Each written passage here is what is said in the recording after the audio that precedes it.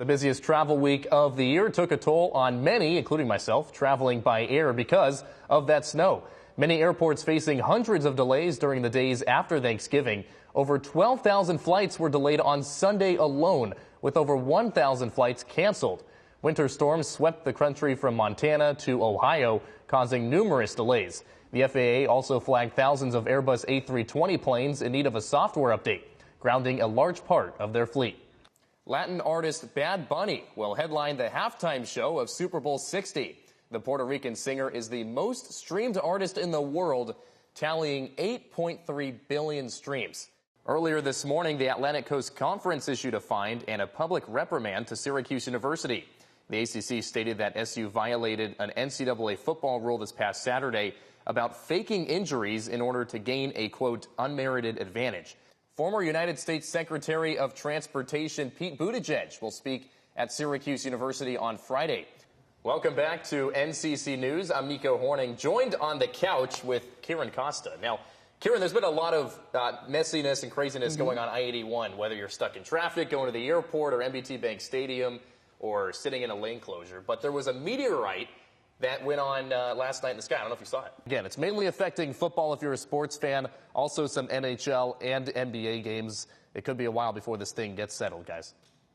The company responsible for making popular games like The Sims, Battlefield, and the Madden series has agreed to sell the company for $55 billion. Electronic Arts, otherwise known as EA, is being bought by Saudi Arabia's public investment fund, Silver Lake, and Affinity Partners. The only issue is that the ice inside Upstate Medical University Arena, where the Crunch play their home games, is not ready yet due to several events that have been going on in the arena as of late. Good afternoon and welcome to NCC News at 4. I'm Nico Horning. And I'm Alex Grondin. We've got some breaking news. Well, it goes to show you that even celebrities sometimes have to deal with what all of us deal with, and that could be travel delays as well. Earlier today, I was at Syracuse Hancock International Airport to see the impact the government shutdown continues to have on travel. And here's what we can all learn about how to best be prepared for your next travel endeavor. Mostly right now, people are just curious what is going to happen next. The ongoing government shutdown has impacted air travel in recent days. Although Syracuse Hancock International isn't on the list of 40 airports reducing flights, passengers are still feeling the effects of airline delays. So what's AAA communications specialist Valerie Puma's most important piece of advice? Planning ahead. So if you know that you have a flight either leaving Syracuse or coming into Syracuse anytime soon, making sure that you have that airline app downloaded to your phone, because that's going to be the best way to get updates about your flight. Now, another tip that Puma suggests is to avoid checking a bag if at all possible, because it may not end up here on the baggage carousel. It might end up over here, where all of the other misplaced and delayed bags have ended up from their prior connecting hubs. Now, Thanksgiving travel is just a couple of weeks away, and it remains to be seen whether all of this ongoing mess will trickle over into the holiday season. If you can leave as early as the weekend before Thanksgiving, that would be great. And then returning that Friday after Thanksgiving is going to be less busy. The weekend will, of course, be very busy on the roads. And if social media is any indication, not even celebrities such as Alec Baldwin are spared this difficulty. Baldwin, whose mother was born and raised in Syracuse, shared his recent travel headaches to Instagram. Airport representatives told me that they encourage all travelers, regardless of celebrity status, to monitor their flight status with their airline. Please be patient and please be kind to all of the workers who are coming in. They're helping out, they're doing their best, and this is the time of year that a lot of people are going to be traveling. With more news on the government shutdown on the way, airports may be back to full capacity soon before the thick of holiday travel. Well, December is here, and that means it's time to start thinking about holiday shopping for loved ones. I visited a boutique store in downtown Syracuse to find out how shoppers might be looking for gifts this holiday season. It's a super exciting time of the year. It's a very big time for retail. We are relatively young, but we did have our first holiday season last year.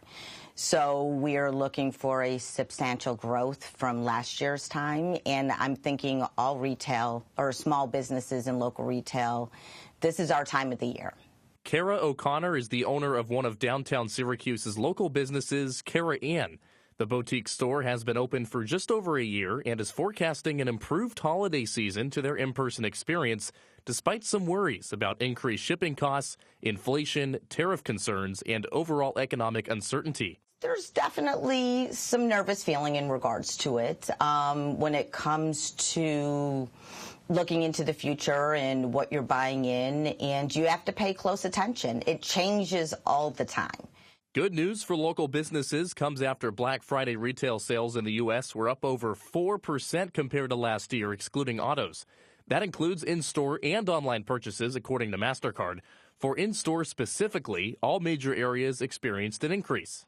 Local boutique stores like Cara Ann are still navigating shoppers' decisions to move online instead of going in person, even 5 years after COVID. But O'Connor says it's that in-person validity that keeps customers coming back to their stores. I think there's a large number of people that still want to come in and have that personal approach. And they also want to feel the materials. They want to try things on. And I'm a huge online shopper. Everybody is. It's the world that we live in. But say you're invited last minute to somebody's house for dinner. You need a house or you need a hostess gift. Or if there's a birthday party and you didn't order something in for it, you need to find that perfect gift for somebody. File. With strong signs from Black Friday pointing in the right direction for holiday shopping, O'Connor remains optimistic. I'm hoping this holiday season helps these local businesses get back to where they once were. It was great talking with Cara O'Connor about what they're expecting for the holiday season. And she also mentioned some of the weather has a big indication on whether shoppers want to go in person or not. She mentioned last February's weather in particular. And speaking of weather, let's get caught up with Jish Sokolsky, who is outside, and a little bit of snow in the area, Jish, leading into tomorrow. How's it looking out there?